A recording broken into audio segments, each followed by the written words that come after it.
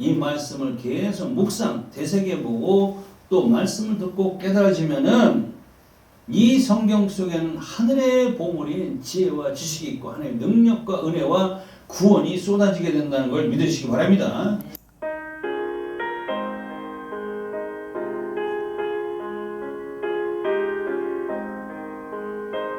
하나님 말씀은 신약성경 마태복음 24장 8절에서 16절까지 말씀입니다.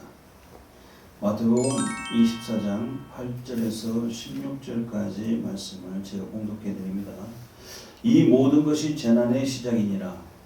그때 사람들이 너희를 환난에 넘겨 주겠으며 너희를 죽이리니 너희가 내 이름을 위하여 모든 민족에게 미움을 받으리라.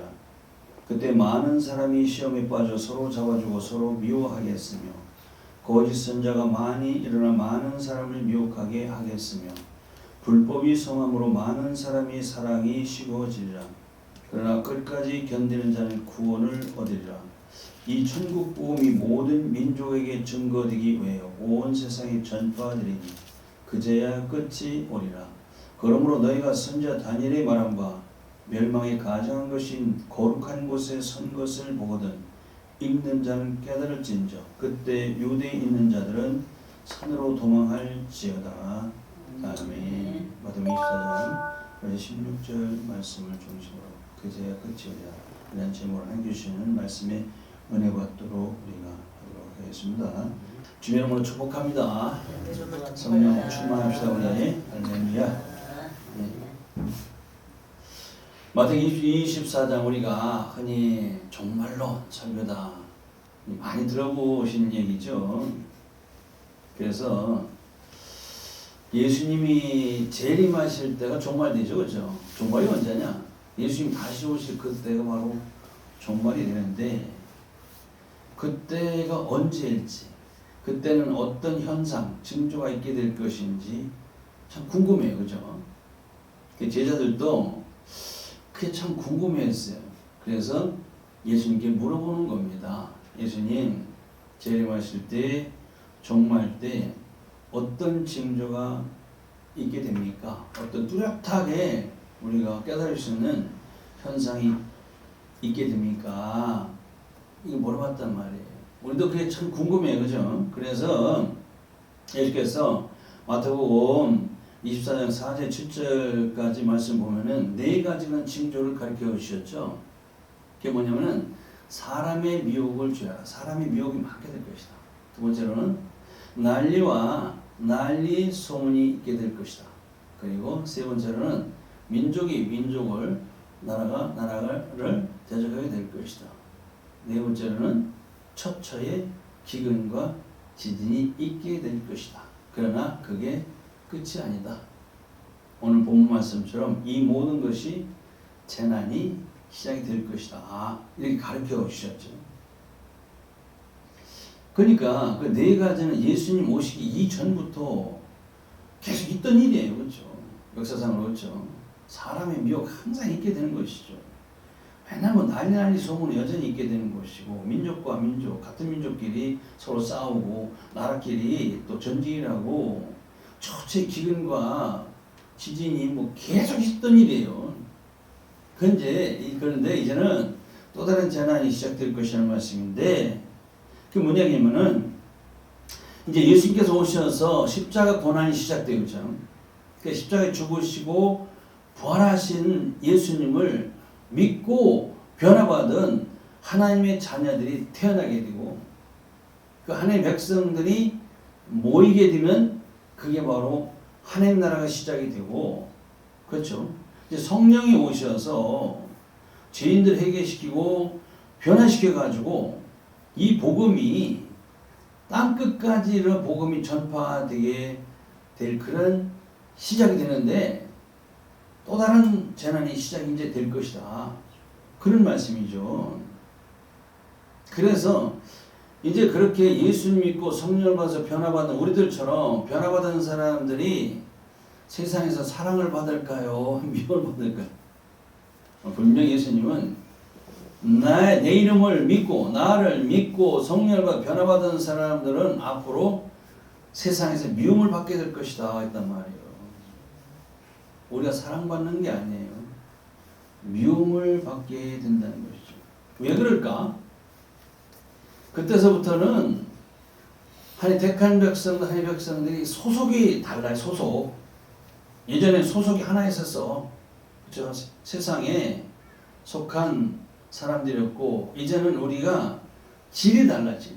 자, 우리 주변 사람들과 소속이 같은 사람, 소속감이 있어야 됩니다. 소속이 같고 같은 마음과 같은 모든 그 생각이 같은 질이 같은 사람끼리 잘 통해. 근데 이제는 우리가 예수 믿고 성령 받아 변화받은 사람들은 소속이 달라져 버렸어. 세상의 소속이 아니라 하늘에 소속되었죠. 그리고 질이 달라, 질이. 그죠? 세상 사람들은 질이 달라, 차원이 달라요. 그러니까 우리가 이제 미움을 받게 된다는 거예요. 실제 그렇죠.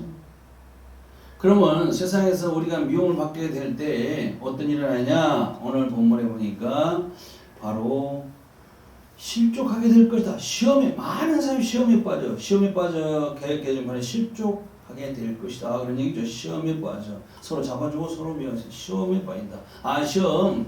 아, 그렇구나. 교회 다니다가 교회 안에서 어떤 사람들 때문에 마음에 상처를 입어가지고 마음에 시험에 빠지게 된 그런 정도가 아니에요. 그런 차원이 아니라 실족하게 된다는 것은 예수를 믿다가 교회를 나오다가 배반해서 떠난다 그 말이에요. 이게 난리란 말이에요. 그렇잖아요? 지금도 계속 어떤 교회 장로님이 교회 열심히 나가다가 시험 들어가지고 안 나간다는데, 어떤 교회 집사님, 권사님이 그 교회 또 안 나간다는데, 안 나가던데, 이게 바로 오늘 본문 말씀이에요. 지금 이런 사람들 굉장히 많습니다. 이해가 되시죠? 그런데 여기 본문에 보니까 서로 잡아주고 그랬어요.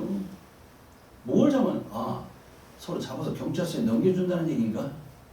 그런 얘기가 아니라 시험에 들어가지고 실족하게 돼가지고 내가 교회를 안 나고 예수 안 믿겠다고 떠나버린 사람이 자기만 안 믿으면 되는데 예수 잘 다니고 교회 잘 다니는 사람까지 잡아 끌어.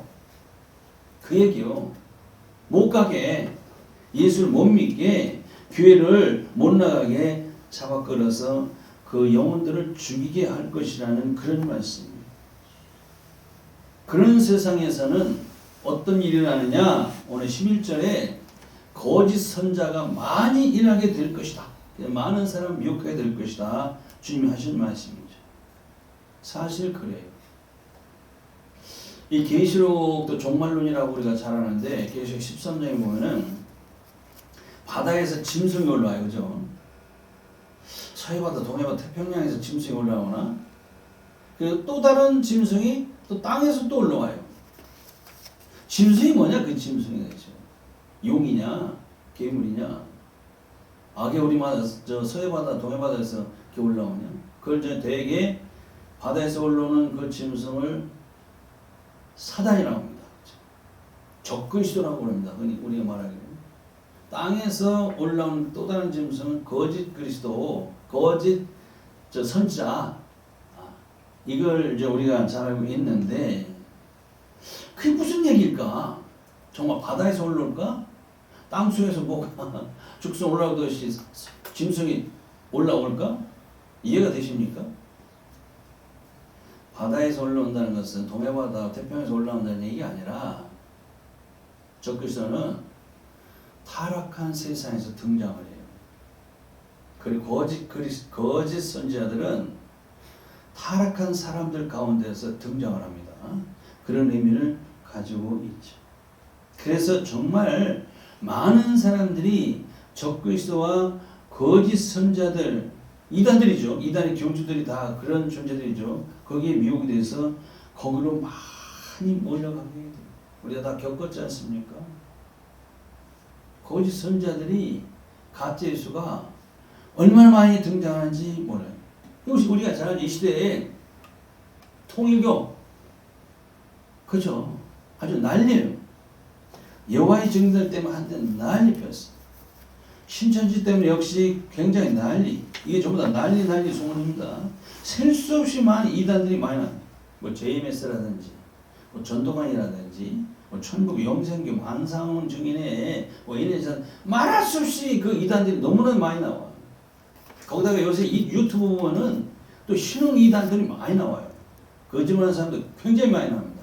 어쩌면 그 유튜브 거짓말하는 사람들 인기는 그렇게 좋고 구독자는 게 많은지, 진실을 전하는 내 설교는 안 보고, 그렇죠? 이게 바로 타락한 세상인 것을 우리가 깨닫게 되지 않습니까? 너무 많아요. 이 적그리스도 거짓 선자들은 세상 끝날까지 계속 등장해가지고 많은 사람 미혹해서 믿음에서 떠나게 할 것, 실족하게 될 것, 그것을 말씀하셨는데 그대로 되고 있는 것을 우리가 깨닫게 되지 않습니까? 그런 세상에서는 12절처럼 불법이 성함으로 많은 사람의 사랑이 식어지라 그랬어요.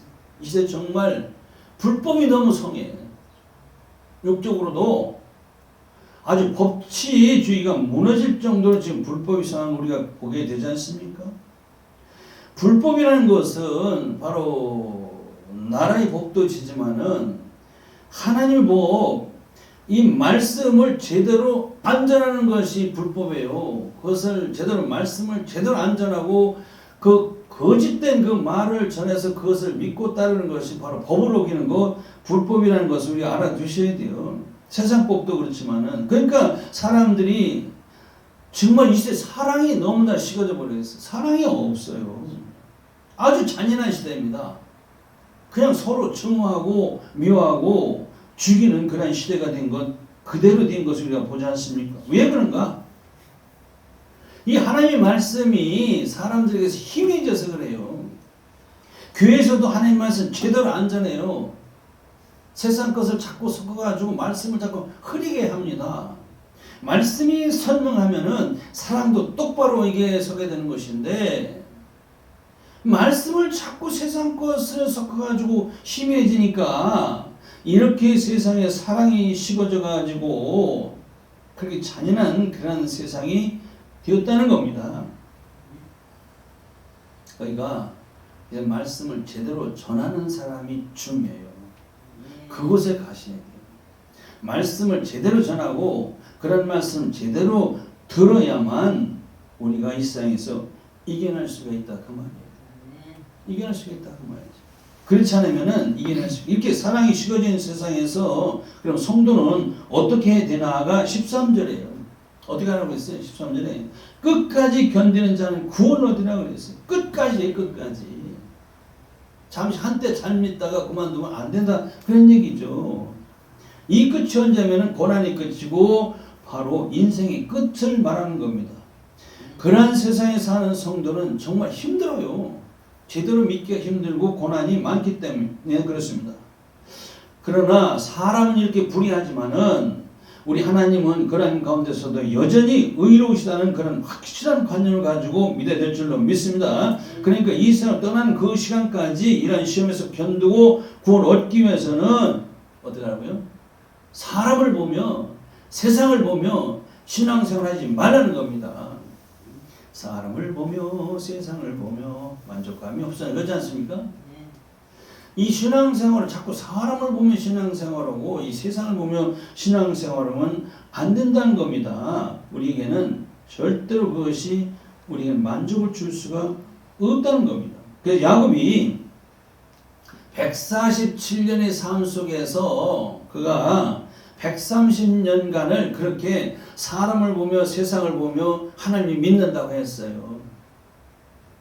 그래서 야곱이 창세기 47장 9절에 보면은 이제 야곱이 애굽에 바로 앞에 섰을 때 바로 왕이 내 연세가 얼마뇨 물어봤어요. 그렇죠? 그러니까 야곱이 하는 말이 내 나그네의 세월이 130년인데 우리 조상의 연세 비하면 훨씬 미치지 못하는데 그런데 나그네 세월이 아주 험악한 세월을 보냈나이다 이런 고백이 나오지 않습니까? 왜 그랬어요? 세상을 보며 사람을 보며 자기 만족을 채우려고 하며 살다 보니까 힘든 삶을 살았다는 것이죠. 그런데 그가 약복강에서 하나님 만나서 깨지고 나가지고 그 남은 삶 17년이 바로 경건한 삶이 되었기 때문에 창세기 49장 18절에 자식들에게 유언 기도를 해주다가 그가 갑자기 고백하는 내용이 나와요. 창세기 49장 18절 보면은 여호와여 나는 주의 구원을 기다리나이다 그랬어요. 바라보나이다 그랬어요. 기다리나이다. 그게 무슨 얘기예요? 이제부터는 내가 세상과 사람을 바라보지 않고 천국을 바라보면서 하나님을 바라보는 그 소망 가운데 나는 살겠습니다. 이렇게 변화받은 야곱의 고백을 우리가 보면서 그렇구나. 야곱이 130년 동안 그렇게 힘든 세월과 후회를 했는데 좀 더 일찍 의로우신 하나님을 깨달았더라면은 그 130년의 고난이 훨씬 줄어들고 후회가 적어졌을 것이라는 것을 깨닫게 되지 않습니까? 그래서 야곱이 130년 지나고 보니까 세상 사람 저렇게 불의한데 하나님은 여전히 의로우시다는 것을 깨닫기 때문에 그런 고백이 나온 것이죠. 그래서 여호사밧 왕도 역대 20장 12절에 보면은 오직 주만 바라보나이다 그랬어요. 여호사밧 왕도 깨달았지. 사람 보고 세상 보면서 하나님 믿는다고 하지 말아야 되겠구나. 전부 다 불의한 것들 때문에 의로우신 하나님만 나는 바라보며 살겠다 해서 그가 별명이 주만 바라보나이다 해가지고 그가 이스라엘의 유대 나라의 성군이 되었다는 사실을 교훈적으로 가르쳐주고 있지 않습니까? 이제 우리는 똑같은 그런 믿음을 가지고 이제 이 세상 종말의 세상에 살아가야 되는데 14절에 어떻게 살아야 되냐? 이 천국 복음이 모든 민족의 증거되게 온 세상 전파하려 그제 끝이 오리라 그랬어요. 예수님 오셨을 때부터 종말이 시작되는 겁니다. 그래서 사람들은 종말이 빨리 오겠구나 속히 오겠구나 이렇게 생각했는데 2000년이 지나 지금까지 오지 않았단 말이에요. 왜 그러냐면은 이 복음이 모든 민족에게 증거돼요. 그렇죠? 전파해야 되는데 그제 끝이 오는데 아직도 이 세상 종말이 되지 않은 것은 아직도 복음을 전해야 될 곳이 남아 있다는 겁니다. 그렇죠? 예수님께서 주신 이 말씀은 예수님께서 30세 때에 십자가에 죽으시기 전 한 2, 3년 전에 제자들에게 주신 말씀인데 앞으로 40년에 AD 70년에 로마에서 예루살렘이 무너지고 불타고 완전히 멸망을 당하게 됩니다. 소멸하게 됩니다. 그게 바로 예루살렘의 종말이죠. 그때 징조가 이러이러하니까 제자들 너희들 거기서 살려면은 이렇게 하라고 주시는 가르치심인데 우리에게는 이 본문 말씀이 어떤 가르치신가 이게 중요합니다. 그래서 에스겔은 정말로 다니엘서의 말씀을 예수님께서는 다니엘서의 말씀을 인용하셨어요. 그래서 15절에 그러므로 너희가 선지자 다니엘이 말한 바 멸망에 가증한 것이 거룩한 것에 선 것을 보고도 이 말씀이 바로 다니엘의 말씀 인용하신 말씀인데 다니엘서 9장 27절에 있는 말씀 인용하신 말씀이었죠. 거기 보면은 미운 물건이 날개를 의지하며 설 것이며 그런 내용이 나와요. 미운 물건이 뭘까요? 하나님이 미워하시는 물건인데 이게 바로 시온산 꼭대기에 세워주신 하나님의 성전을 의미하는 것인데 하나님의 성전 하나님께서 가장 사랑하시고 아끼시는 것인데 그게 왜 미운 물건이 되었을까? 그걸 알아두시오. 하나님이 계신 거룩한 성전이 우상이 들어와서 타락하고 더럽혀져 가지고 거기서 하나님을 섬긴다는 백성이 타락해서 그 우상을 섬기는 성전이 되었기 때문에 하나님께서 그 성전이 그렇게 사랑하던 그 성전이 미운 물건이 돼서 완전히 불태우고 무너져 버리게 없어지게 하셨다는 말씀인데 그렇게 될 것을 당시에도 현재에도 앞으로도 그렇게 될 것을 말씀하고 계신 것이죠. 그러니까 읽는 자는 깨달을진저 5절 그랬어요. 그래서 성도를 깨달아서 이제 우리가 이렇게 하나님께 살라고 하신 대로 살아야 되는데 여기서 하나님께 묘하신 물건이 바로 우상입니다. 우상. 우상은 크게 두 가지가 있어요. 뭐냐면은 눈에 보이는 우상이 있고 그걸 유형의 우상이라고 합니다. 또 하나는 눈에 안 보이는 우상, 무형의 우상이 있어요. 눈에 보이는 우상이 뭐죠? 절간에 뭐 불상이라든지 뭐 목상이라든지 단군상이라든지 사람이 만든 그 상입니다. 형상입니다. 뭐 천하대장군, 지하장군, 뭐 진주단지 뭐 여러 가지가 있지 않습니까? 바알, 뭐 아세라상, 주상, 목상 다 이게 눈에 보이는 우상들이죠. 눈에 보이지 않는 우상, 무형의 우상은 뭘까? 어떤 우상이 더 무서우냐 이렇게 물어보면은 눈에 보이는 우상은 별거 아니에요. 여러분들 우리 그까이 뭐 만들어놓은 불상, 목상, 뭐 당분상, 천하대장군, 지하장군, 뭐 바알, 뭐 주상, 뭐 아세라, 목상 이런 건요 발로 걷어차도 아무런 상관이 없어요. 사람 모양으로 만들었는데 눈이 있어도 보지 못하고 귀가 듣지도 못하고 코가에 있어서 숨도 쉬지 못하고 입이 있어 말하지 못하고 손이 있어도 만지지 못하고 발이 있어 걸어가지 못하는 그 만들어놓은 그 우상단체들은 전혀 우리에게 무섭지는 않죠. 안 믿는 사람도 무서워하지. 가장 무섭고 심각한 것은 눈에 보이지 않는 우상인데 그게 무엇일까요? 성경에서는 하나님보다 더 사랑하는 것이 바로 우상입니다. 골로새 3장 5절에 탐심은 곧 우상이라. 탐심. 3장 15장 23절에 완고한 것은 사실 우상에 절한 바 같다 해가지고 완고한 마음, 예수 믿어가면서 아주 완고한 마음을 가지는 거 이게 하나님께서 우상으로 간주하신다는 사실 알아두셔야 돼요. 이 세 가지 중에 한 가지라도 내 심령에 들어와 앉게 되면은 하나님은 여기에 침노하신다. 그래서 15절에 거룩한 곳에 선 것, 멸망에 가져가는 것이 거룩한 곳에 선 것을 보거든 그랬어요. 거룩한 곳이 어디죠? 이 세상에 거룩한 곳이 어디 있습니까? 없어요. 거룩한 곳이 없다니까요. 근데 있어요. 그게 어디냐면은 거룩하신 하나님이 계시는 곳이 거룩한 곳이 되는 걸 믿으시기 바랍니다. 바로 성전이 성전. 하나님이 계시는 성전이 거룩한 곳인데 그 성전이 다 무너지고 다 없어져 버렸는데, 그렇죠? 그건 어딜까? 바로 하나님 모양과 형상대로 지음받은 성도들의 그 심령이 바로 거룩한 곳이 되는 걸 알아두셔야 돼요. 거기에 주님이 계시는 곳이기 때문에 바로 그것이 거룩한 곳인데, 이 심령이 더러워지면은 주님이 심령을 청결케 하시는 장면이 나오는데, 마태복음 21장에서 예수님 예루살렘 성전에 입성하셨을 때, 성전에 들어가셨을 때 어떻게 했어요? 가보니까 성전이 완전히 장사의 속으로 되어버렸어요.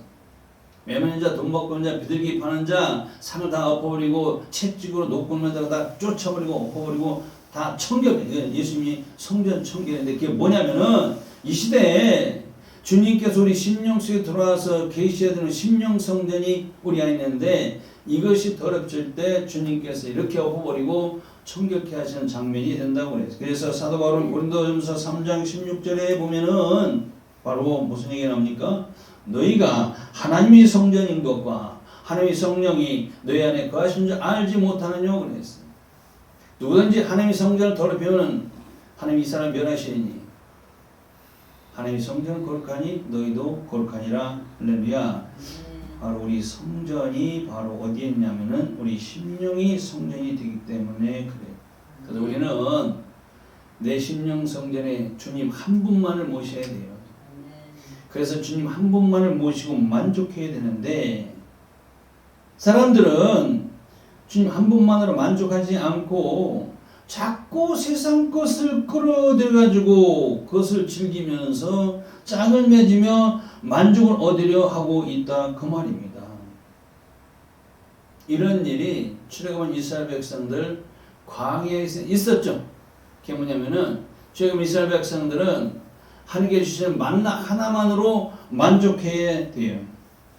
그런데 그게 만족하지 않고 나중에는 맛이 없고 비린내가 난다고 하나님 고기를 주세요 그랬단 말이에요. 여기 가게 와서 그 주인 고기 가마 곁에서 고기를 주인에게 드릴 때 조금 얻어먹었던 그 맛있는 고기를 주세요 졸라 되었죠. 그리고 민수기 11장 5절에 보면은 우리가 애굽에 있을 때 생선과 애와 수박과 부추와 파 마늘, 여기 별입니다. 이거 먹은 것이 생각나는데 이것 주세요 하다가 그대로 수없이 많은 사람들이 광야에서 하나님 진노로 죽었다는 것을 보여줬지 않습니까? 그리고 모압 땅에서는 발락의 유혹으로 우상의 제물을 먹고 모압 여인들과 음행을 저질렀다가 수많은 사람이 거기 죽었죠. 그들이 요구하는, 그들이 즐기는 이것이 광야에서 별미, 기가 막히게 마시는 별미인데 그 별미를 우리가 영적으로 보면은 이 시대에 이 세상에 있는 하나님의 백성들은 오직 하나님의 말씀으로 만족해야 되는데 자꾸 별미와 같은 그 세상 것을 구하고 자꾸 즐기는 일을 우리 가르쳐주고 있는 것이죠. 그게 바로 영혼을 죽이는 세속화라는 그 별미입니다. 그래서 하나님은 이 세상 것을 하나님보다 더 사랑치 말라고 하신 이유가 바로 거기에 있는 겁니다. 그래서 읽는 자는 깨달을진저 하셨어요. 지금 4절부터 예수님이 14절까지 말씀을 주셨어요. 징조가 이러이러하니까 그러한 것들이 네 심령 속에 밀고 들어오게 될 때 너는 단호하게 그것을 밀어내라, 그런 말씀이죠. 그리고 16절에 그런데도 너희들을 멸망케 하는 가증한 그 세상 우상이 네 심령에 들어오게 될 때는 어떻게 되느냐? 16절에 보니까 유대에 있는 자들은 산으로 도망할지어다 그랬어. 도망할지어다. 도망하라는데 당시 로마군들이 예루살렘을 침략할 때 그들은 살기 위해서 어디로 도망가냐? 유대 광야로 도망가요. 유대 광야 가면은 거기 산도 있고 굴도 있고 바위 틈도 있어서 숨을 데가 많으니까 거기로 피신하라고 하신 말씀일까요? 성경에 보면은 다윗도 사울왕이 자기를 죽이려 할 때 도망을 다니는데 어디로 도망다녀? 유대 광야로 도망가서 그때 동굴에 숨기도 하고 계곡에 숨기도 하고 도망가서 숨어 지냈는데 그렇게 하라는 말씀일까요? 도망하라. 36개 주랭랑이라고 있어요. 그죠? 전법에 주랭랑하는 전법도 있어. 마지막에 36개. 그게 무슨 얘기냐면은 전쟁할 때 패전해가지고 그냥 풍지박산에 도망가라. 이게 비겁하게 그런 도망가라는 얘기가 아니라 그것도 하나의 전법인데 그 위기를 도저히 이길 수가 없는 위기에 처했을 때 위기를 피해서 질서 있게 또 다른 지혜로운 방법으로 후퇴하라 그런 얘기예요. 그냥 무조건 도망가라는 얘기가 아니라 우리도 마찬가지. 오늘 우리에게도 이 종말의 시대에 우리가 살아간다는데 정말 마지막 종말 때 피난처가 그와 같은 산이 될까요? 그래서 우리도 그런 때 북한산이나 뭐 설악산이나 취악산이나 지리산이나 이런 산에 도망가서 거기서 숨어야 우리가 살아날까요? 그렇다면은 산이 없는 나라는 어떻게 될까? 그렇죠? 네덜란드 같은 나라는 산이 없어요. 거기 사는 민족들은 정말 또 어디로 피하지? 저 광활한 그냥 평야에서 사는 민족들은 많은데 거기서 사는 민족들은 어디로 도망가지? 산이 없는데? 그래서 우리는 이때의 산을 어떻게 보아야 되느냐? 이게 중요합니다. 산은 바로 하나님의 의미가 있습니다. 그래서 다윗은 그의 고백에서 하나님께서 나의 피난처가 되심을 고백할 때 하나님은 나의 반석, 나의 요새, 나의 피할 바위로 이렇게 표현하셨는데 그게 모두 산에 있는 은수자가 되는데 그래서 다윗은 시편 121편 1절 2절을 보면 내가 산을 향해 눈을 들리나 나의 도움이 어디서 올까 천지를 지으신 여호와께서로다 했는데 이때의 산은 바로 하나님을 상징하는 겁니다. 그런데 이사야 40장 4절을 보면은 골짜기마다 도도해지며 산마다 작은 산마다 낮아지며 했을 때 또 산이 나오는데 요때도 하나님이 산인가? 아니, 그때는 교만하고 강팍한 우리들이 하나님 앞에 낮아지고 겸손해져야 되고 변화받아야 될 우리 자신을 의미하는 겁니다. 이게 틀려요. 똑같은 사인의 문맥에 따라서. 그래서 예수께서 산으로 피난하고 도망하라는 것은 환난 날에 우리 피난처가 되신 하나님께 돌아오라 그 말이에요. 그리고 말씀 안으로 예수 안으로 들어가는 말씀인 걸 믿으시기 바랍니다. 실제로 내가 산에 들어가면은 내 모습 온데간데 없고 산만 보여요. 그렇죠? 저 산에 등산객들이 들어가는 걸 봤어. 분명히 산 등산에 들어갔는데 나중에 보니까 등산객은 안 보이고 산만 보이는 거 우리가 잘 알지 않습니까?